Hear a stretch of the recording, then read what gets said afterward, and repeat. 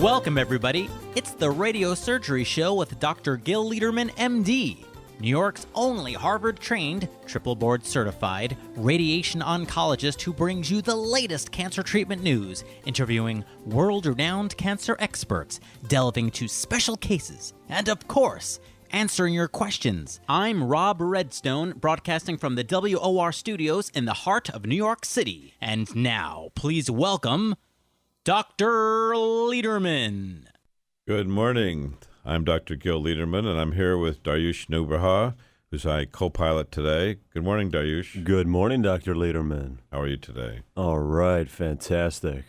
We have a new program. Today is our first program, and our goal is to try to bring you interesting health news, cancer news, answer all your questions, talk about interesting patients, and bring experts in the field of oncology.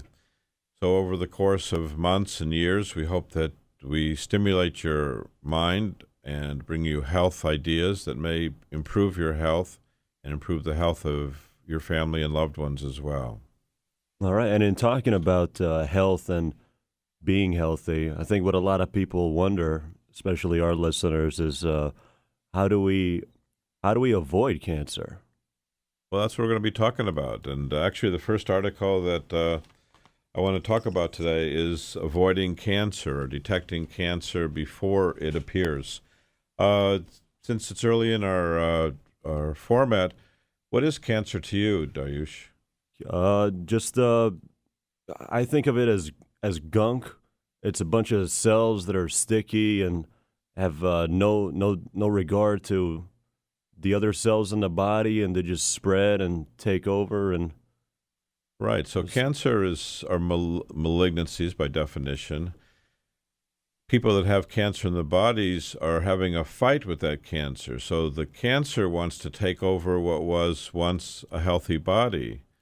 And the cancer doesn't have any control mechanisms to stop it or to reverse it. Right. And that's why people with cancer need to go to doctor or doctors and try to find the best possible treatment for each individual cancer. And there's not one magic bullet for each cancer.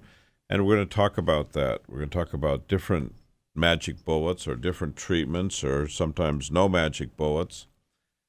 Our number for listeners who want to call in and ask questions or talk about their own situation is 1-800-321-0710.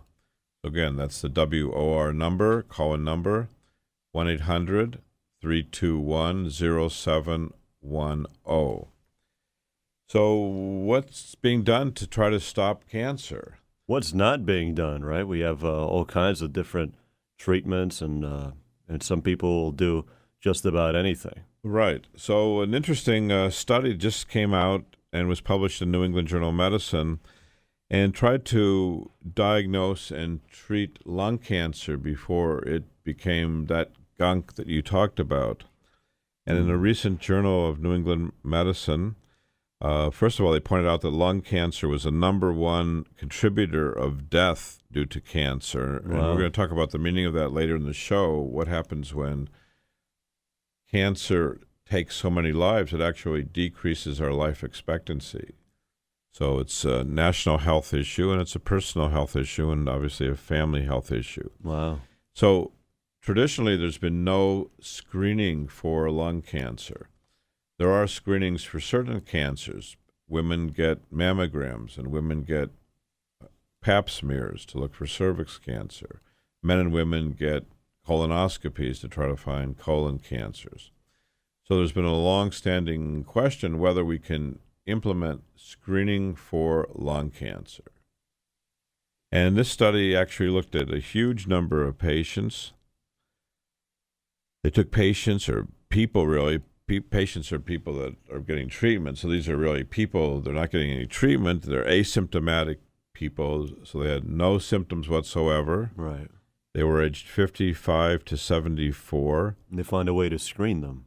And try to find an effective way to screen them. So you have to do something and then analyze your data to see if what you've done really helps. Right. So if you're going to look at lung cancer, you probably want to look at people who have smoked, because smoking is probably the number one cause of lung cancer. I can say not probably, but it is the number one cause of lung cancer. So they took people 55 to 74 who had 30 pack years. Do you know what a pack year is, Daish? Actually, I don't. No. So 30 pack years means that that person could have smoked 1 pack per day for 30 years, or 2 packs a day for 15 years, or 3 packs a day for 10 years, and so on and so forth, or half a pack a day for 60 years. That's a pack year.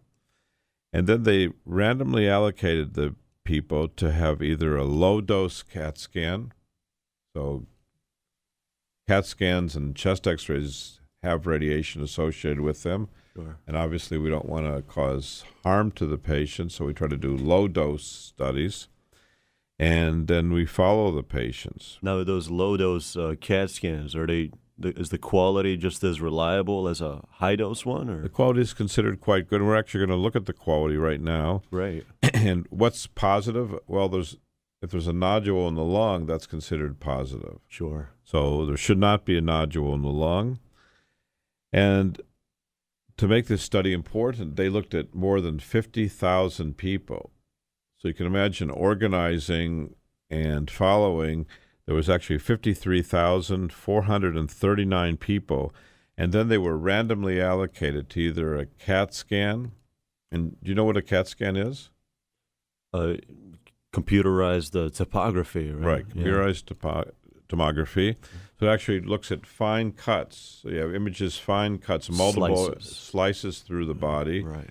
So you have a better view of the body than just a regular X-ray. Mm-hmm. So half the people had a regular chest X-ray, 26,000 had a regular chest X-ray, and 26,000 had CAT scans. And they went through the screening. And there were huge study, huh? Yeah, huge study. Huge, Imagine financing this and organizing this. So it was many done people. in 33 centers across America over years. And there were about, in the CAT scan group, 27% of the people had a positive finding. So that means they had a nodule found. Wow. 27%.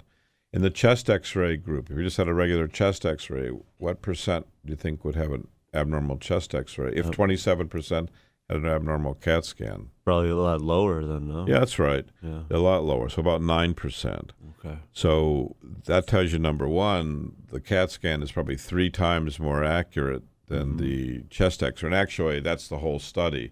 A CAT scan is much more accurate than a chest X-ray, right, which is more accurate than doing nothing. Mm-hmm.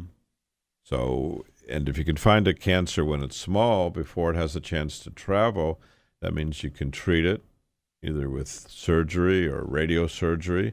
You can treat it and get it out of the body before it spreads and before it has a chance to harm or so in other words, this would be finding cancer at an earlier stage than ever before. Excellent. Right. It was never done before. Yeah. Overall, in the low-dose CAT scan group, lung cancer was found in 292 people, which was 1%. Okay. So that's also telling you something. What's your chance of being an ex-smoker of having lung cancer? Well, it's about 1%. Yeah. At a certain point in time. Right. And this is not over your whole life. This is at a certain point in time. Mm-hmm. And if you had a chest X-ray, it was found in 190 people, or 0.7%. So it's again telling you something that the chest CT scan is more accurate. And obviously, if you find the cancers early on, you can cure the patient more likely and reduce mortality in America. In America, there's 160,000 deaths a year from lung cancer. So it's a huge number. Wow. And in America, you have any guess on how many smokers there are? I don't know, like 30% or something? Yeah, exactly. Right. 30%. Yeah. So it's 94 million Americans are smokers. Wow. And half of those are ex-smokers who have a significant increased chance of having cancer in their lifetime. So it's a very interesting article, something for everyone to think about. For those in the listener audience, if you have smoked in the past or even secondhand smoke, you may want to consider a low-dose CAT scan to see if your lungs are clear or not.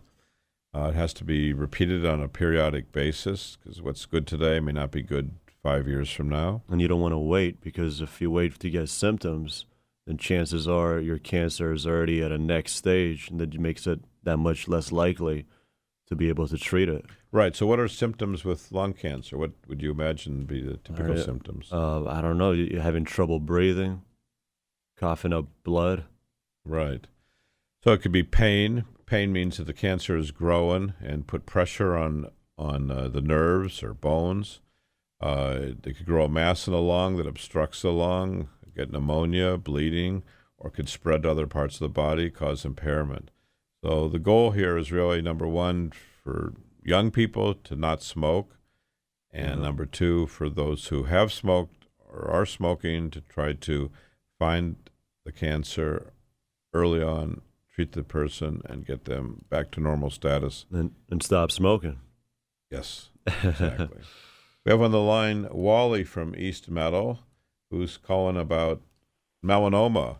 And melanoma is a skin cancer. It's one of the most lethal skin cancers. Wally, how are you today? Good morning. I'm fine. I have had the melanomas within a 30-year span, the last one 3 years ago. And then the dermatologist said, look at all these little brown spots, let's take them off. And they were given as pre-melanoma. I asked my oncologist what happens if I just leave them alone. He said there were no papers written on that subject.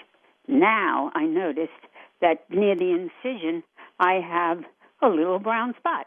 Now I'm just wondering, I have to go back to the oncologist, and is it necessary to remove every one that you see? Well, good morning, and thank you for calling, number one. Yes. The reason one wants to screen for melanoma is to try to avoid a cancer death, obviously. The little brown spots?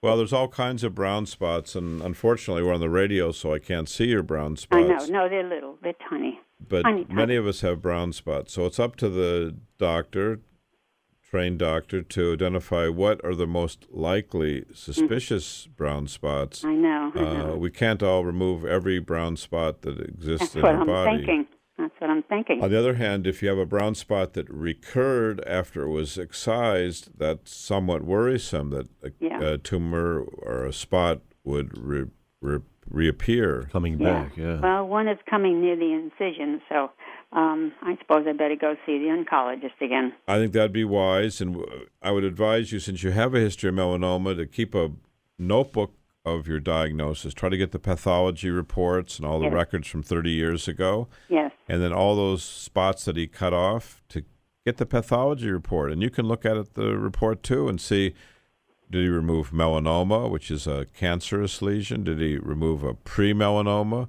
They said it was pre. Okay, and then what kind of pre was it? Was it melanoma in situ or something else? Oh, see, I don't know that. Or was it something else? It's not very likely that all the spots he removed were melanoma or pre-melanoma. So it's important for you to have all the records, too. Yes. And you may want to get a second opinion if you're not comfortable. Okay. See another doctor and find out what exactly you have, what to do about it. Obviously, you don't want unnecessary surgery. On the other hand, you want to be cured. Yes. All right. Well, thank you for that advice. I will go ahead and do it. Thank you very much, and hope that you are cancer-free and live to be 120. Good luck, Wally. I'm heading for that. Okay. Thank you. Thank you. Bye-bye. So we've also had some interesting cases this week, and I wanted to discuss several of them today. All right. One is a gentleman from Israel, who's well-known, and well-known to us. And he had a lung cancer. He was a heavy smoker, so it kind of fits in with what we were talking about earlier. Yeah. Many Mediterranean cultures center around cigarette smoking. And, that's right. They smoke all kinds of things around there. Well, I don't know about that. And he was a cigarette smoker, about 65 years of age, and developed lung cancer and received chemo and radiation for the lung cancer and did well. He went into remission, which remission means what to you? Remission means that the cancer's gone and everything seems all right, but there's no telling it could come back. Correct.